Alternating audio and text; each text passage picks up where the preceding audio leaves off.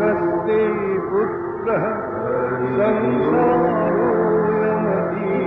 विचित्रः तस्य त्वं वा पूता।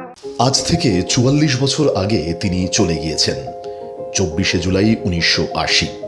বয়স মাত্র ৫৩ বছর বয়সে।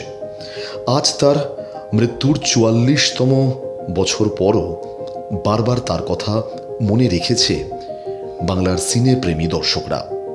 হ্যাঁ, উত্তম কুমার। বাংলা সিনেমার জগতের তিনি আজও মহানায়ক। তাই তো তার মৃত্যুর ৪৪ বছর পরও বাঙালি, বাংলা সিনেমা তাকে ভোলেনি, তাকে ভুলতে পারবে না। এদিন উত্তম কুমারের মৃত্যুবার্ষিকীতে টালিগঞ্জ সংলগ্ন উত্তম কুমারের মূর্তিতে মাল্যদান করলেন দেবাশিস কুমার, মন্ত্রী অরূপ বিশ্বাস, মন্ত্রী ইন্দ্রনীল সেন সহ প্রমুখরা। উপস্থিত থাকলেন উত্তম কুমারের পরিবারের লোকজনেরাও।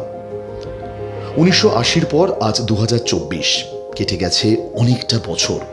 আজও এই দিনে রাজ্যের মুখ্যমন্ত্রী মমতা বন্দ্যোপাধ্যায় উত্তম কুমার সম্মানে ভূষিত করেন অভিনেতা থেকে অভিনেত্রীদের।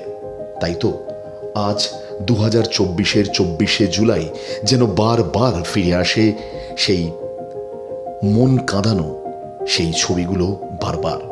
১৯৮০ সালের আজকের দিনেই বাংলাকে ছেড়ে, ভারতবর্ষকে ছেড়ে, এই পৃথিবীকে ছেড়ে চলে গিয়েছিলেন বাংলার মহানায়ক উত্তম কুমার।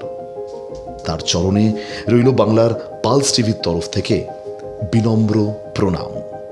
ব্যুরো রিপোর্ট, বাংলার পালস টিভি।